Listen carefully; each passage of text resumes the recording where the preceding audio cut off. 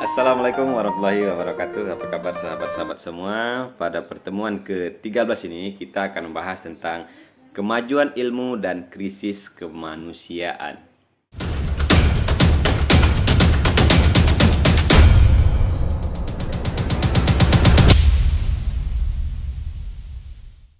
Sahabat-sahabat semua,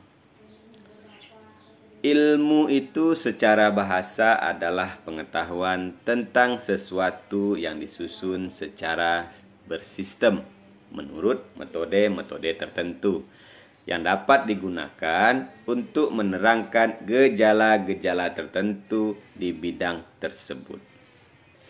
Ciri utama ilmu secara terminologi adalah ilmu adalah pengetahuan yang bersifat koheren, empiris, sistematis, dapat diukur dan dibuktikan. Kemudian ciri-ciri ilmu itu koherensi sistematik ilmu. Kemudian tidak memerlukan kepastian lengkap, bersifat objektif, adanya metodologi, dan ciri utama secara terminologi ilmu itu adalah ilmu itu bersumber di dalam kesatuan objeknya. Sahabat-sahabat semua, sedangkan krisis adalah suatu keadaan di mana terjadi peralihan dari keadaan lama menuju keadaan baru yang belum pasti. Misalnya, metode lama telah ditinggalkan, tetapi metode baru belum sepenuhnya dapat digunakan. Sehingga yang terjadi adalah kebingungan karena belum adanya metodologi baru yang memadai.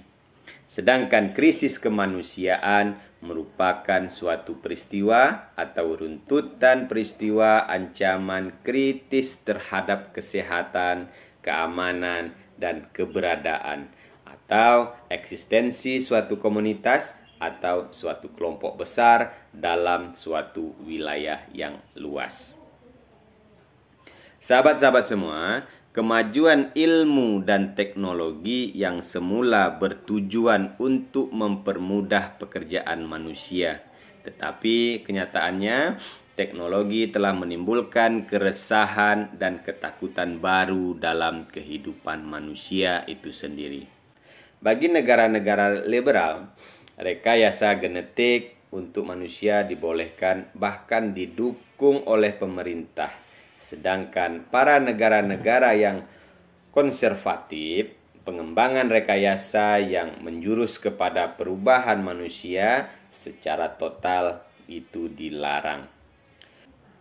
Pengetahuan merupakan mengetahui sesuatu tanpa ada ragu. Misalnya, bila cuaca gelap, pasti akan turun hujan. Pernyataan tersebut kita yakini tanpa ragu, walaupun orang yang kita anggap pintar akan mengatakan bila cuaca gelap pasti akan panas. Kita akan tetap pada pendirian ini karena kita mengetahui hal tersebut tanpa ragu. Akan tetapi, berlanjut kepada timbul pernyataan mengapa hal itu bisa terjadi atau penyebab dari hal itu. Nah, jawaban dari pernyataan atas peristiwa yang telah dicontohkan tersebut itu baru merupakan sebuah ilmu. Jadi, sahabat-sahabat semua, ilmu tidak hanya sebatas tahu saja, tetapi bagaimana kita memahami dari pengetahuan tersebut. Sahabat-sahabat semua, agama dan ilmu dalam beberapa hal itu berbeda, namun pada sisi tertentu memiliki kesamaan. Agama itu lebih mengedepankan moralitas dan menjaga tradisi yang sudah mapan, yaitu berupa ritual. Cenderung eksklusif dan subjektif. Sementara ilmu itu selalu mencari yang baru. Tidak perlu terikat dengan etika progresif. Agama memberikan ketenangan dari segi batin, karena ada janji kehidupan setelah mati.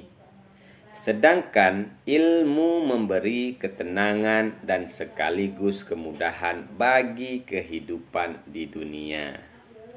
Sahabat-sahabat semua, kita akan melihat hubungan antara ilmu dengan krisis kemanusiaan. Suatu kenyataan yang tampak jelas dalam dunia modern yang telah sangat-sangat maju sekarang ini ialah adanya kontradiksi yang mengganggu kebahagiaan orang dalam hidup. Kemajuan industri telah dapat menghasilkan alat-alat yang memudahkan kehidupan kita, memberikan kesenangan dalam hidup, sehingga kebutuhan-kebutuhan jasmani tidak sukar lagi untuk memenuhinya.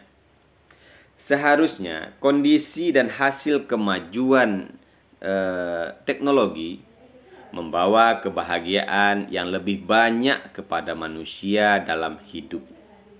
Akan tetapi, suatu kenyataan yang sangat menyedihkan ialah bahwa kebahagiaan itu ternyata semakin jauh.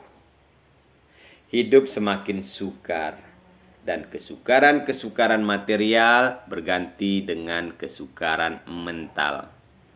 Beban jiwa semakin berat, kegelisahan dan ketenangan serta tekanan perasaan lebih sering terasa dan lebih menekan ya, sehingga mengurangi kebahagiaan itu sendiri. Sahabat-sahabat semua, dalam masyarakat beragama, ilmu adalah bagian yang tak dapat terpisahkan dari nilai-nilai ketuhanan. Karena sumber ilmu yang hakiki adalah yang berasal dari Tuhan. Manusia adalah ciptaan Tuhan yang paling tinggi derajatnya daripada ciptaan-ciptaan Tuhan lainnya. Karena manusia diberi daya berpikir inilah yang menemukan teori-teori ilmiah dan teknologi. Ilmu itu merupakan cabang pengetahuan yang mempunyai ciri-ciri tertentu. Meskipun secara metodologis, ilmu tidak membedakan antara ilmu alam dengan ilmu-ilmu sosial. Namun karena permasalahan-permasalahan teknis yang bersifat khas, maka filsafat ilmu sering dibagi menjadi filsafat ilmu-ilmu alam dan filsafat ilmu-ilmu sosial. Filsafat ilmu pada intinya ingin menjawab pertanyaan landasan ontologisme ilmu. Nah, objek apa yang telah ditelaah?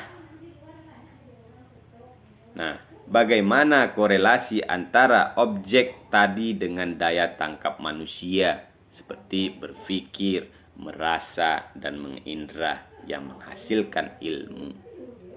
Dari landasan ontologis merupakan landasan dasar ya. Nah, sehingga ontologis itu merupakan dasar untuk mengklasifikasi pengetahuan dan sekaligus bidang-bidang ilmu.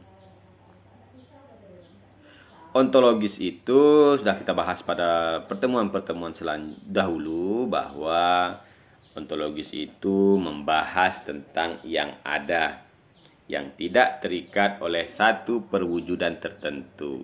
Ontologis itu membahas tentang yang ada, yang universal, menampilkan pemikiran secara universal. Ontologi berusaha mencari inti yang termuat dalam setiap kenyataan atau dalam rumusan. Ontologi itu juga membahas apa yang ingin kita ketahui, Seberapa jauh kita ingin tahu, atau dengan perkataan lain, suatu pengkajian mengenai teori tentang yang ada. Nah, tiang penyangga yang kedua itu adalah epistemologi, yaitu ilmu atau teori pengetahuan. Ini merupakan cabang filsafat yang berurusan dengan hakikat dan lingkup pengetahuan, pengendalian dan dasar-dasar serta pertanggungjawaban atas pernyataan mengenai pengetahuan yang dimiliki. Yang kedua kecenderungan ini secara nyata paling menampakkan diri dan paling mengancam keamanan dan kehidupan manusia dewasa ini dalam bidang lomba persenjataan, kemajuan dalam memakai serta menghabiskan banyak kekayaan bumi yang tidak dapat diperbaharui kembali. Kemajuan dalam bidang kedokteran yang telah mengubah batas-batas paling pribadi dalam hidup manusia, dan perkembangan ekonomi yang mengakibatkan melebarnya jurang antara yang kaya dan yang miskin. Maka untuk itulah epistemologi ilmu bertanggung jawab pertanyaan bagaimana proses pengetahuan yang masih berserakan dan tidak teratur itu menjadi sebuah ilmu. Bagaimana prosedur dan mekanismenya. Tiang penyangga yang ketiga adalah aksiologi. Aksiologi ilmu adalah sesuatu yang paling penting bagi manusia. Karena dengan ilmu semua keperluan dan kebutuhan manusia bisa terpenuhi secara lebih cepat dan lebih mudah, dan merupakan kenyataan yang tidak dapat dipungkiri bahwa peradaban manusia sangat berutang pada ilmu. Ilmu telah banyak mengubah wajah dunia, seperti hal memberantas penyakit, memberantas kelaparan, memberantas kemiskinan, dan berbagai wajah kehidupan sulit lainnya. Dengan kemajuan ilmu juga, manusia bisa merasakan kemudahan lain seperti transportasi, pemukiman, pendidikan, komunikasi, dan lain sebagainya. Singkat cerita, ilmu merupakan sarana untuk membantu manusia dalam mencapai tujuan hidupnya lebih baik lagi. Sahabat-sahabat semua, kita akan melihat hubungan antara teknologi dengan krisis kemanusiaan. Teknologi dalam penerapannya sebagai jalur utama yang dapat menyongsong masa depan yang lebih cerah. Kepercayaannya sudah mendalam. Sikap demikian adalah wajar ya, asalkan tetap dalam konteks penglihatan yang rasional. Sebab teknologi selain mempermudah kehidupan manusia, mempunyai dampak sosial yang lebih penting artinya daripada teknologi itu sendiri. Dunia modern yang dibentuk oleh teknologi itu menghadapi 3 krisis sekaligus. Yang pertama adalah sifat kemanusiaan berontak terhadap pola-pola politik, organisasi, dan teknologi yang tidak berperi kemanusiaan. Yang kedua, lingkup hidup menderita dan menunjukkan tanda-tanda setengah binasa. Yang ketiga, penggunaan sumber daya yang tidak dapat dipulihkan seperti bahan bakar fosil sedemikian rupa sehingga akan menjadi kekurangan sumber daya alam. Oleh karena itu, dipertanyakan bagaimana peranan teknologi dalam usaha mengatasi kemiskinan dan membatasi alternatif pemecahan masalah serta mempengaruhi hasilnya. Sahabat-sahabat semua, fenomena teknologi pada masyarakat saat ini memiliki ciri-ciri diantaranya rasionalitas, yaitu tindakan spontan oleh teknik diubah menjadi tindakan yang direncanakan dengan perhitungan rasional. Yang kedua adalah artifisialitas, yaitu selalu membuat sesuatu yang buatan tidak alamiah. Yang ketiga adalah otomatisme, artinya dalam hal metode, organisasi dan rumusan dilaksanakan secara otomatis. Demikian pula dengan teknik mampu mengeliminasikan kegiatan non-teknis menjadi teknis. Selanjutnya adalah monoisme. Artinya semua teknik bersatu, saling berinteraksi dan saling menguntungkan. Kemudian universal artinya teknik yang melampaui batas-batas kebudayaan dan ideologi, bahkan dapat menguasai kebudayaan. Yang terakhir adalah otonomi. Artinya teknik berkembang menurut prinsip masing-masing. Sahabat-sahabat semua, krisis kemanusiaan di era modern ini dapat dicermati dari berbagai ironi dalam kehidupan sehari-hari. Munculnya berbagai alienasi ataupun keterasingan dalam kehidupan manusia. Ada alienasi etologis, yaitu terjadi sebagian masyarakat yang mulai mengingkari hakikat dirinya hanya karena memperebutkan materi. Ada pula alienasi masyarakat, yaitu keretakan dan kerusakan dalam hubungan antar manusia dan antar kelompok, sehingga mengakibatkan disintegrasi. Ada pula alienasi kesadaran yang ditandai dengan hilangnya keseimbangan kemanusiaan karena meletakkan rasio atau akal pikiran kita sebagai satu-satunya penentu kehidupan yang menafikan rasa dan akal budi. Sahabat-sahabat semua, ilmu pengetahuan dapat memberi dampak positif dan negatif. Ketika ilmu pengetahuan dimanfaatkan untuk praktis, maka manusia memfungsikan sisi hawa nafsunya saja, sehingga sangat memungkinkan ilmu pengetahuan diarahkan untuk hal-hal yang destruktif. Disinilah pentingnya nilai dan norma etika untuk mengendalikan hawa nafsu manusia. Etika menjadi ketentuan mutlak yang akan menjadi dukungan yang baik bagi pemanfaatan ilmu pengetahuan teknologi untuk meningkatkan derajat hidup, kesejahteraan, dan kebahagiaan manusia. Pada zaman sekarang, aliran humanisme antroposentris berkembang sangat pesat ya. Aliran ini memiliki pikiran kebudayaan materi yang menafikan kehadiran agama, individualisme, kebebasan, persaudaraan, dan kesamaan.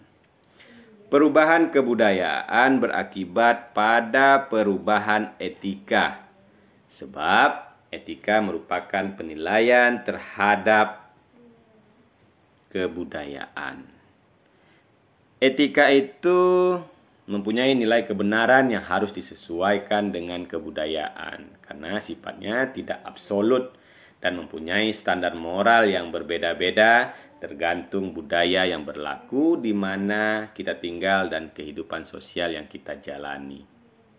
Apabila etika mengalami perubahan, maka perubahan pandangan tentang ilmu pengetahuan juga mungkin terjadi dan selanjutnya akan menimbulkan kecenderungan adanya hasrat untuk selalu menerapkan apa yang dihasilkan ilmu pengetahuan yang dapat semakin memajukan ilmu pengetahuan itu sendiri. Ilmu pengetahuan yang semakin maju tersebut selain akan mendorong ilmuwan untuk lebih berinovasi, untuk menemukan berikutnya juga akan meningkatkan keinginan manusia yang sampai bersifat memaksa, merajalela, bahkan membabi buta. Pada akhirnya, hal ini berakibat pada tidak manusiawinya ilmu pengetahuan dan teknologi. Jika ditelusuri, krisis kemanusiaan yang ada berpangkal pada krisis etika. Kelangkaan wawasan dan pengetahuan etika mendorong merajalelanya kerusakan dan kemudian mengarah kepada kerusakan dunia dan segala tatanannya. Berawal dari penolakan secara ekstrim terhadap pikiran tentang Tuhan, keagamaan, dan supranatural, pendewaan terhadap rasio dan materi yang disebarkan secara canggih melalui ilmu pengetahuan, teknologi, serta proses ekonomi, politik, dan budaya. Itulah krisis kemanusiaan merajalela sebagai konsekuensi logisnya. Krisis kemanusiaan merupakan anak kandung dari modernisme. Masyarakat modern mampu menjadikan ilmu pengetahuan dan teknologi berhasil mengatasi berbagai masalah manusia, tapi tidak mampu menumbuhkan akhlak yang mulia sehingga terjadilah krisis kemanusiaan. Modernisasi itu dikatakan gagal karena ia mengabaikan nilai-nilai spiritual transendental sebagai pondasi kehidupan. Akibatnya, dunia modern tidak memiliki pijakan yang kokoh dalam membangun peradaban.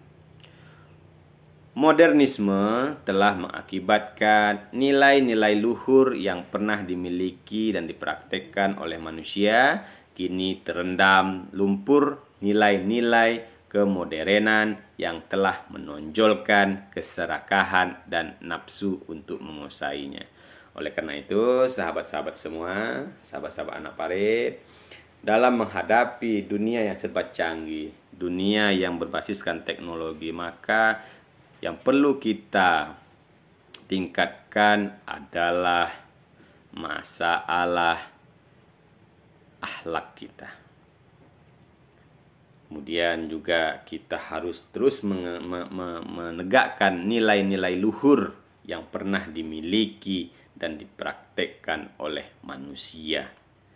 Dan juga kita haruslah terus menerapkan etika dan moral serta akhlak dalam kehidupan kita. Oke, sahabat-sahabat semua, cukup sampai sini pemaparan kita. Mudah-mudahan pertemuan ini bermanfaat untuk kita semua dan saya akhiri. Assalamualaikum warahmatullahi wabarakatuh.